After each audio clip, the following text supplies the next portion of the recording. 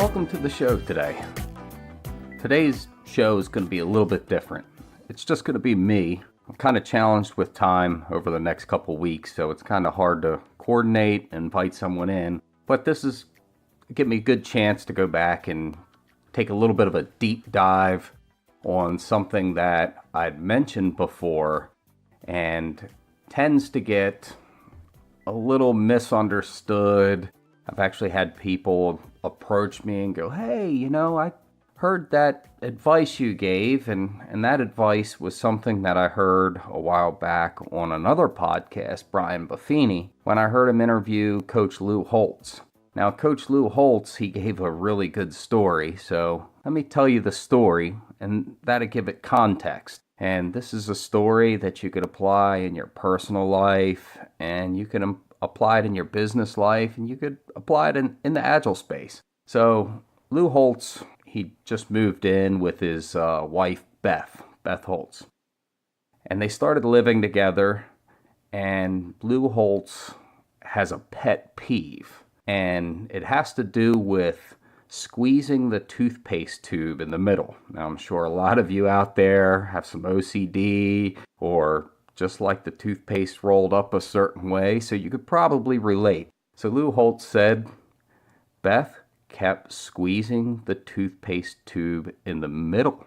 It was driving me crazy. He said, but I say this all the time. There are three choices everybody has to make. You could either change it, you could learn to live with it, or you could leave it. And that's just his personal way of looking at you yourself have three decisions you can make to have control over a problematic situation. So, to get back to the story, Lou Holtz said, you know what? Given those three choices, I'm going to be a problem solver. I'm going to change this.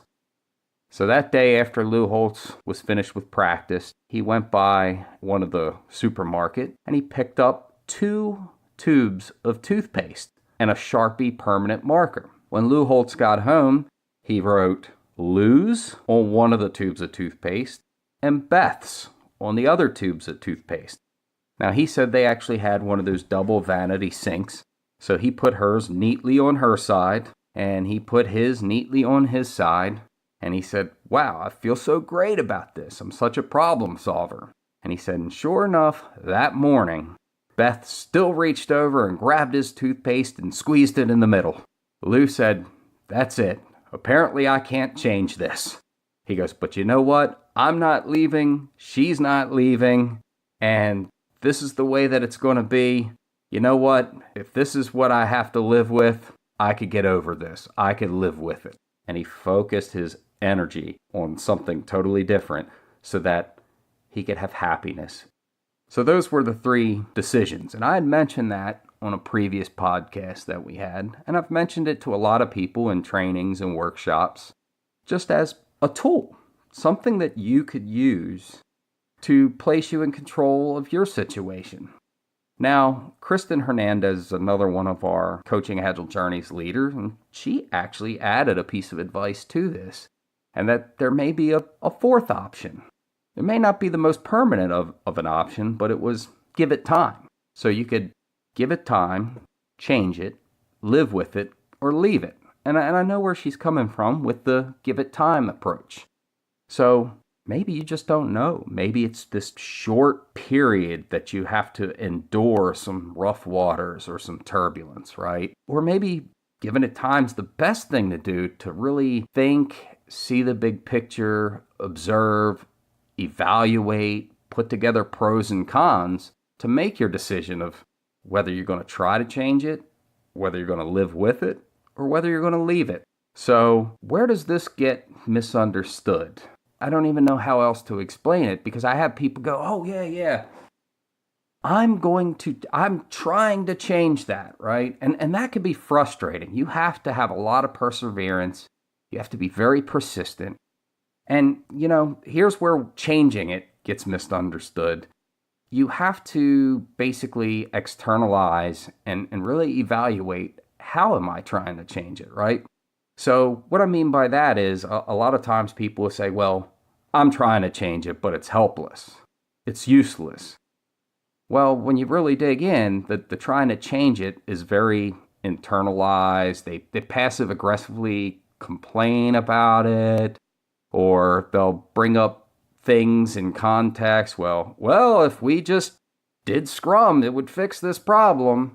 But what I really mean by trying to change it is problem identification. What is the problem we're trying to solve, right? And how do we change it? So I would challenge you to go, how can I change it? It's almost like a sales pitch. It's almost like marketing an idea. It's influencing. How can you influence? What are the benefits to someone else? Can you start a grassroots movement? What are some tangible things that you've done where maybe there's an outcome? An outcome may be small or big, or maybe there's no outcome. It failed, but that, like anything else, especially in Agile, you learn from it. But then don't give up. You try something else, and you keep trying something else. Can you build a relationship with a manager or a director? No matter what situation you're in, can you gain someone's trust? Can you start collaborating and planting seeds with those that work with you, your peers, or the teams that you work with? Maybe it's in your personal life, or it's at a grocery store, and the outcome, or you're not happy with the customer service. Well, how can you change it? Can you write a letter to the corporate office? Can you ask to speak with the manager? These are all things that you have to actively pursue. And the reason why it relates so much to this Agile podcast and Open to be Agile is the soft skill development and this willingness to be a difference maker, a change maker, and to pursue improved states, right? So you almost have to live in this space and really think about a strategy or how I could work with other people to change it. It could almost be exhausting.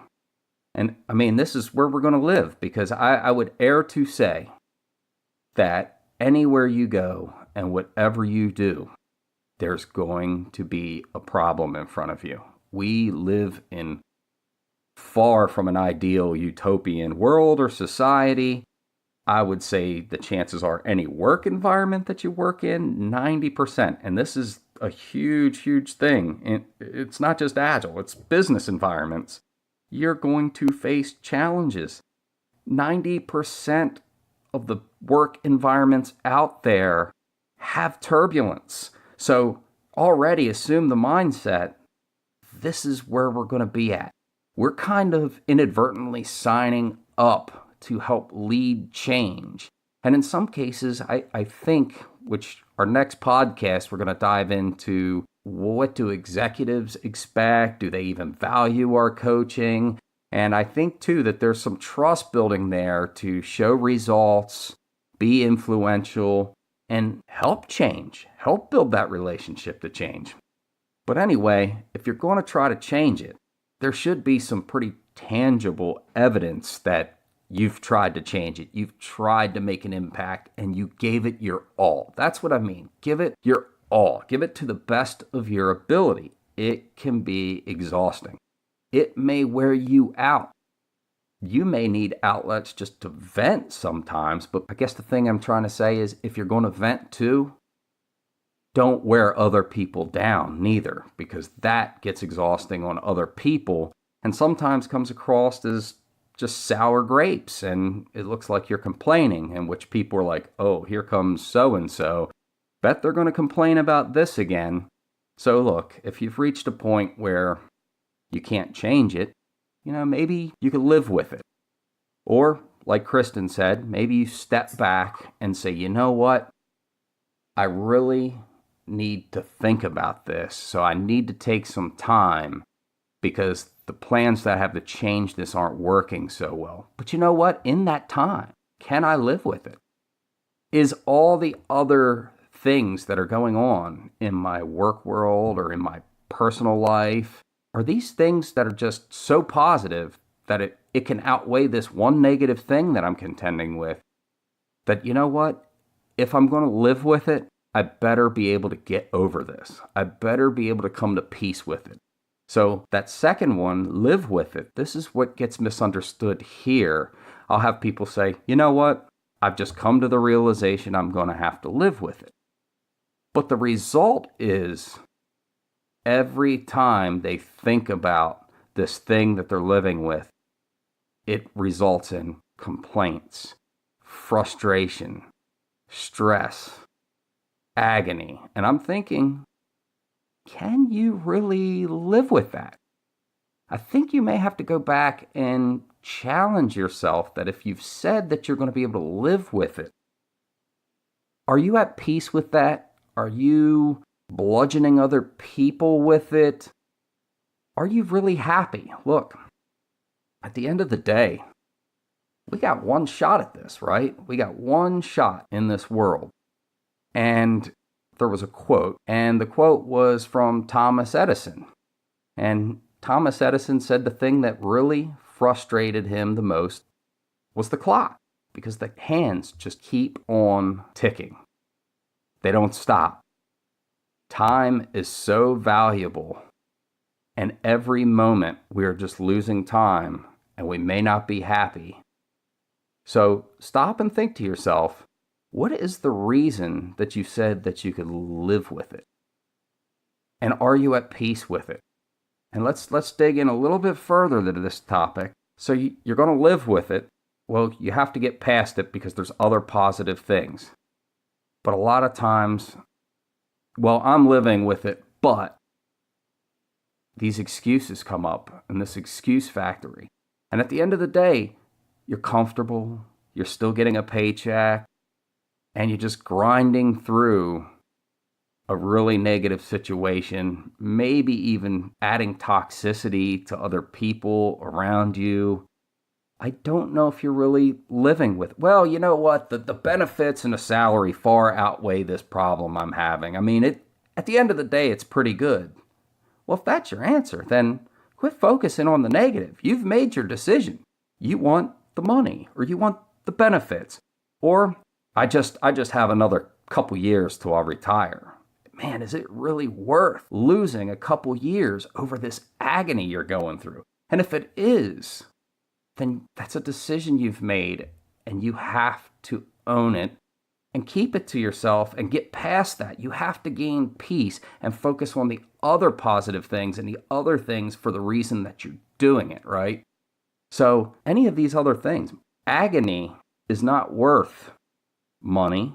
Agony isn't worth the benefits. Agony is not even worth the 1 to 2 to 3 years you got to grind through something. If your skill sets are really that valuable, I would ask, is there something that you could change now? Different. Is there a better path you could be on? Something that you could change about yourself? Maybe you can't change the workplace anymore. But you know what? I'm not going to deal with this for the next 2 years. I have great skills and abilities. I have a sharp resume. And I'm not going to be miserable for 2 years. There's another job out there that I can do that I would be happy doing. And there's a saying that find something you love to do and you'll never have to work a day in your life. Well, I'll say that was an anonymous quote because there's debate over whether it was Confucius or Harvey Mackay that made that quote.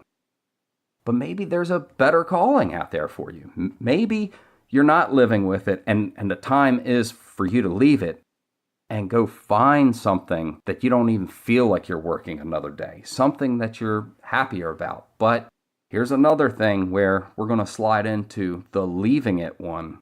If that becomes your decision, one, I would always advocate that that's your last resort, unless you're in a terrible situation that could cause legal ramifications or cause you to get in trouble, or it's violating your personal space in some way. I would say leave it. You need to get out of there. You're in danger. But leaving it should be your last choice. And when you do, that too should be intelligent. because that's it. I'm getting out of this. So many times, this is where this gets misunderstood, is I'm going to jump right out of this frying pan and into a fire. I'm going to seek greener pastures. Well, guess what? Everywhere you go, there's going to be problems. And making a knee-jerk reaction, and getting back to what Kristen said, is maybe you should stop and take some time. How are you going to improve by leaving this? How are you going to make sure that the situation that you're leaving for and that you're putting yourself into next, your next chapter, is going to be better, higher, or bring more personal gratification than what you have today? How are you going to vet that out? Or are you just going to quickly leave and end up in a very similar situation, not be happy there, and then all of a sudden, I see this too happen, leaving becomes habitual. Well, I don't like this place neither. I'm going to leave. I don't like this place. I don't look, we all don't agree or can't agree with everything. Compromise sometimes could be hard, but we're never always going to get everything we want. So we have to make these decisions wisely and have some sort of legitimate backup, not excuses. You know what? I'm making a choice to leave. I'm making it for these reasons. And when I leave, I'm going to go find this type of an opportunity. This is how I'm going to vet it out. This is how I'm going to put myself in a better situation. And this is the mindset I'm going to have going into it. And I'm going to make this work. And I'm going to take my time to do it right. So that right there is just a little overview. And just to recap and quickly do a synopsis of this, just so we have understanding, and you know that these are your decisions, is one, take some time. But my advice, that time shouldn't be infinite. It shouldn't be, that ended up becoming your excuse then, right? I'm just going to take some time and think about this. And a year and a half down, well, I'm still taking some time to think about this. Yeah, but you're making other people around you miserable because you're complaining every day. You've taken too much. What are you going to do? I know you don't like this. What are you going to do to improve your situation? Well, I'm going to live with it. You're not living with it. Let's be real. What are you going to do so that you can become at peace? Or what other things can you focus on to take your mind away from this one pain point? Or is this one pain point so big that you really can't live with it? So if you're going to take time, don't take infinite time. Just think, you know what? I'm going to take a couple months. I'm going to think about this. I'm going to kind of strategize with myself. I'm going to see if this just blows over. Maybe it'll just blow over. Maybe I don't really know what I want to do. That's good. But think about the time that you're going to take, and don't let taking time become the excuse as to why you don't want to control or own the situation at hand. So if you're going to change it, like I said, really put forth an effort to try and change it. There's a ton of things you could do. I have leaders and coaches around me. I always touch base with them and reflect. I know a couple managers I'll talk to that I'm open with and bounce ideas off of. And I'll try everything possible. And even small wins for me are big wins. But I'm going to try to advance the situation, improve it, make it better for everyone. And football analogy, I love it. Just moving the change. I don't need to score a touchdown. I just want to move the chains. I want to pick up yardage. So that's how I'm going to try and change it. Make what you're doing a little less stressful on you. Find the things you can influence, you can make better. Focus your energy down a different path. And then lastly, to recap, leave it. Just because you leave something doesn't mean you're a quitter. In some cases, if you're highly valued at what you do, and the situation's so bad that you've exhausted yourself, and there's a track record a mile long, like Hansel and Gretel left breadcrumbs everywhere, and you have tangible evidence everywhere, and people have always confided in you as a leader, and things still aren't going on, or you see a bad situation going down, and you know what? You can't live with it. Sometimes You making a smart decision to leave, to go improve yourself, improve your position, and help others that are, open to be helped, open to be coached, open to become better, and your skill sets are valued. You're making a statement. That itself's leadership. Hey, I'm pretty confident in my game. I could leave here tomorrow and know that I'll end up in a place where they really value what I'm capable of bringing to the table. And you know what? They will challenge me. They will make me better. And I will surround myself continually on my journey with strong and successful people. So I'm leaving it for that reason. And I know exactly how I'm going to put myself in that position, vet out the next place I go to make sure that that place is equally suitable for me as I am for that place, no matter what it be. This could be in your personal relationship. I tell you what, I've left a job in my past, not because of a decision that I decided to leave it because of the at-work environment or anything at work. It was a personal decision of mine.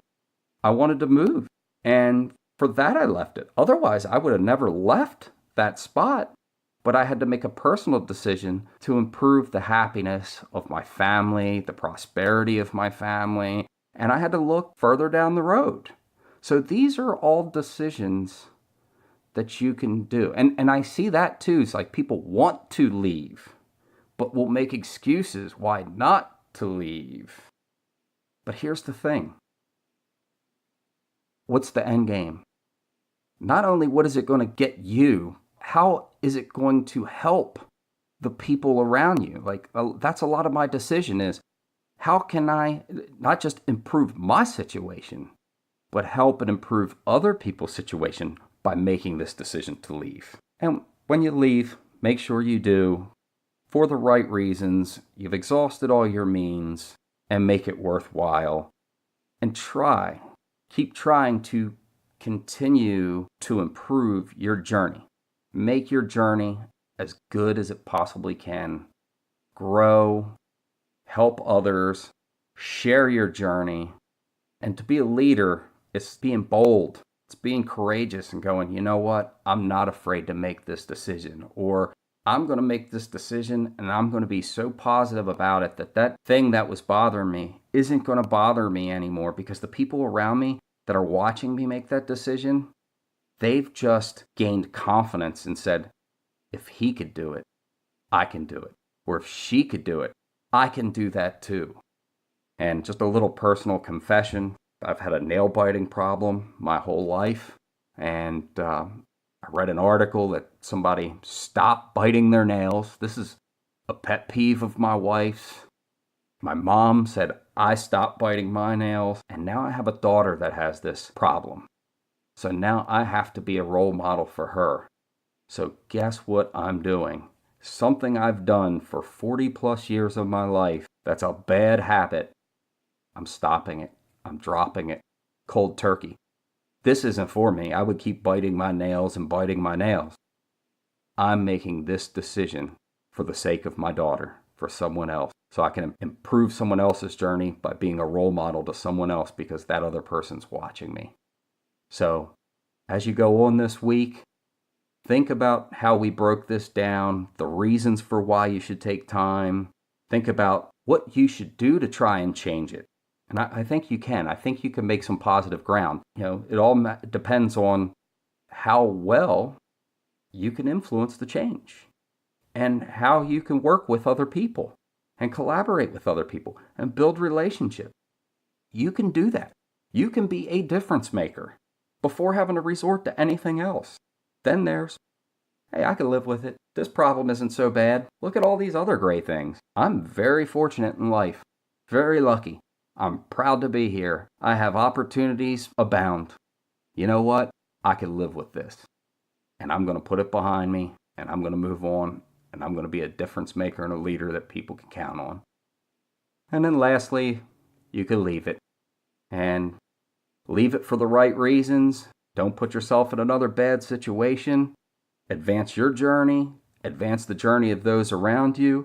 So chances are, if you're going through trials and tribulations right now as you listen to this, build up some confidence, really think about this, and think, you know what, I'm gonna take a little bit of advice he just gave me, and I'm gonna think about this, and I'm gonna make a decision.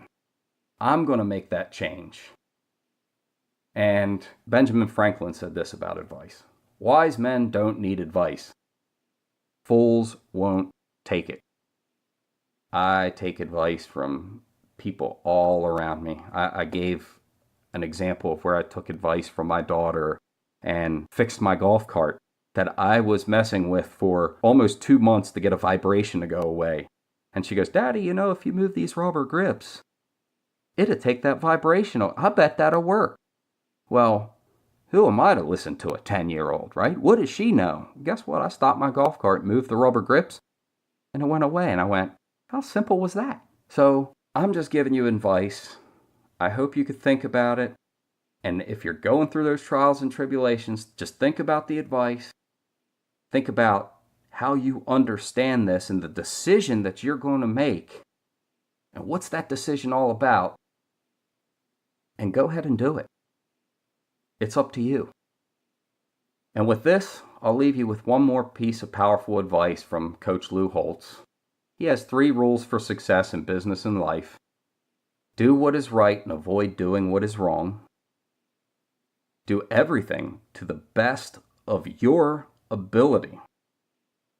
And third, show people you care. That right there could probably be another deep dive into a whole nother episode. Anyway, we heard from our audience too, and we had some great responses on Slido over the past couple weeks. So the next topic we are going to take up is the topic of wondering if your company's senior leaders understand, let alone value, what your coaching brings to the company. So until next time, Agile on, my friends.